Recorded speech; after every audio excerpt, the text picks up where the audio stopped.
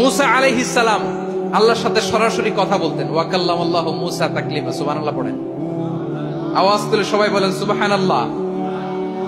এখন বনি ইসরাইল হচ্ছে পৃথিবীর সবচেয়ে গোয়ার জাতি। তারা বলে, মুসা তুমি যে আল্লাহর সাথে কথা বলো আমরা তো দেখি না, তুমি যে কথা বলো আমরা তো শুনি না, তো কি করতে হবে? বনি ইসরাইল বলে, আমাদের মধ্য থেকে 70 জন নিয়ে যাইতে হবে তোর পারে। ওরা আয়েশা যদি কয় হয় আমরা শুনছি, তাহলে বিশ্বাস করব। কত বড় ডাকাত দেখছেন বনি ইসরাইল। এদের চেয়ে গোয়ার জাতি নাই। এত গোয়ার তুমি করেছো মুসা আলাইহিস সালামের সাথে। তুমি যে আল্লাহর সাথে কথা বলে আমরা তো দেখি, কি করব? 70 জন আমাদের বন্ধু বান্ধব যে যদি দেখে, তারা বললে ওকে আসো, 70 জন আসো। 70 জন নিয়ে গেল। মুসা আলাইহিস সালাম হারুন আলাইহিস সালামকে খেলাফা দিয়ে গেলেন, আল্লাহ ওনাকে নবী বানালেন। মুসা আলাইহিস সালাম বললেন, হারুন খবরদার, বনি ইসরাইলের মধ্যে তাওহীদের বাণী প্রচার করবা, ঐক্য ধরে রাখবা, বিচ্ছিন্ন হতে দিবা না। চলে গেছে। এইদিকে বনি ইসরাইলের এক দুষ্ট লোক ছিল, নাম সামিরি। কি নাম? সামিরি। সে সবাইরে বললো তোমাদের স্বর্ণগুলো ফালাও। স্বর্ণগুলো ফেললো। বনি ইসরাইলের স্বর্ণগুলোকে গলিয়ে সে একটা গরুর বাচ্চা বানালো। গোবৎস। কিসের বাচ্চা? দেখেন গরুর পূজা কিভাবে শুরু হয় পৃথিবীতে প্রথম। গোবৎস পূজা, গরুর বাচ্চার পূজা কিভাবে। সে স্বর্ণ গলি গরুর বাচ্চা করে জিবরাইল আলাইহিস সালাম যে জমিনে এসেছিলেন, ওই ফেরেশতার পায়ের নিচের একটু মাটি সে বুদ্ধি করে প্যাকেটে রেখে দিয়েছে। সে গরুর বাচ্চা বানায় স্বর্ণ দিয়ে গলিয়ে ওই মাটি এটার মধ্যে ঢুকাই দিচ্ছে বেলকি দেওয়ার জন্য। স্বর্ণ দিয়ে বানানো গোবৎস গরুর বাচ্চার গায়ে যখন সেই মাটি ছুঁড়ে দেয়া হলো, এখন বাছুরের ভেতর থেকে ভ্যাঁ ভ্যাঁ আওয়াজ আসতেছে। কি আসতেছে? সবাই তো অবাক। সামিরি বলে, আরে তোমরা যে 70 জন দিয়ে মুসা আলাইহিস সালামরে পাঠাইছো, ওইদিকে এত ঘুরতেছে, আল্লাহরে খুঁজে পায় না, আল্লাহ তো এটার ভিতরে ঢুকছে। নাউজুবিল্লাহ বলবেন না?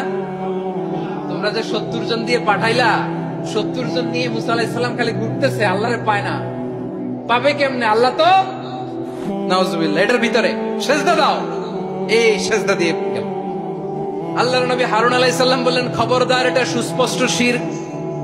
আল্লাহ সব গুনাহ মাফ করে, শিরকের গুনাহ মাফ করে না। খবরদার, তোমরা থামো। কে শোনে কার কথা?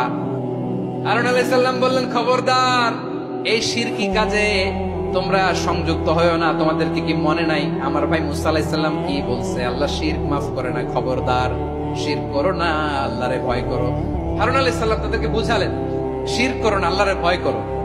শুধু এতটুকুই তিনি বুঝালেন, দাওয়াতি কাজ পালন করলেন, কিন্তু প্রতিরোধ করেন নাই, সশস্ত্র সংগ্রামে লিপ্ত হন নাই, বাধা দেন নাই। কারণ গৃহযুদ্ধ বেঁধে যেতে পারে। উনি ভাবলেন, আমি যদি আমার বাহিনী নিয়ে দাওয়াত দেওয়ার সাথে সাথে প্রতিরোধ করি, আক্রমণ করি, ওরাও আমারে আক্রমণ করবে, ব্লাডশিট হবে, রক্তপাত। এমন অবস্থা হবে বনি ইসরায়েলের মধ্যে, যেটা হয়তো আমার ভাই মুসাও কন্ট্রোল করতে পারবে না। সুবহানাল্লাহ কইবেন না? এক একজন নবীকে আল্লাহ তাআলা কি ইন্টেলেক্ট দিয়ে পাঠিয়েছেন। তিনি ভাবলেন, আমি দাওয়াতি কাজটাই করি, এটা যে হারাম এটা থেকে শুধু বারণ করি, কিন্তু প্রতিরোধ না করি।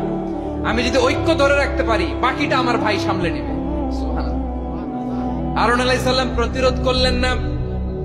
বনি ইসরায়েলের মধ্যে গৃহযুদ্ধ বেঁধে যাওয়ার আশঙ্কায় প্রতিরোধ করলেন না, আক্রমণ করলেন না, শুধু দাওয়াত দিলেন। ইন দা মিন টাইম মুসা আলাইহিস সালাম আল্লাহর সাথে কথা বলে যখন ফিরে আসলেন, দেখলেন বনি ইসরায়েলের অধিকাংশ লোক মুশরিক হয়ে গেছে। মুশরিক হয়ে গেছে। মুসা আলাইহিস সালাম রেগে গেলেন। রেগে প্রথমে বনি ইসরায়েলদেরকে অ্যাটাক না করে ভাইয়ের দাড়ি ধরলেন। হারুন আলাইহিস সালামের দাড়ি আর চুল। মেজাজি নবী ছিলেন। হারুন, তুমি কি করলা? তোমারে কি দায়িত্ব দিয়ে গেলাম? তুমি কি করলা? তুমি থাকতে বনি ইসরায়েল কেমন করে শিরকের কাজে নিমজ্জিত হয়ে যায়? আমার ভাই, আমার দাড়ি ধরবেন না, আমার মারবেন না। আমি ভয় করেছি, আমি ভয় পেয়েছি। না জানি আপনি বলেন, তুমি কেন আপনি এসে আমারে যদি বলেন, তুমি কেন ঐক্য ধরে রাখলে না? কেন মারামারি হলো? কেন রক্তপাত হলো? তোমারে কি এই দায়িত্ব আমি দিয়ে দিয়েছিলাম? আমার কথার দিকে কি তুমি ভ্রুক্ষেপ করো নাই? আমি যে বলছি তাওহীদের বাণী প্রচার করবা আর ঐক্য ধরে রাখবা, আমার কথা কি শোনো নাই? আপনি আমারে ধমকাবেন, এই জন্য আমি প্রতিরোধ করি নাই, আক্রমণ করি নাই, গৃহযুদ্ধ আটকানোর জন্য, কিন্তু আমি দাওয়াত দিয়েছি। সুবহানাল্লাহ পড়েন। ঐক্য ধরে রেখেছেন। মুসা আলাইহিস সালাম মুহূর্তেই সামিরিকে আক্রমণ করলেন, অ্যাটাক করলেন, শাস্তি দিলেন। মুহূর্তেই ওই গোবৎস গরুর বাছুরকে ভেঙে জুড়ে মেসাকার করে সাগরের মধ্যে ভাসিয়ে দিলেন। পুরো বনি ইসরায়েলকে আবার তাওহীদের উপর প্রতিষ্ঠিত করলেন। পড়েন সুবহানাল্লাহ।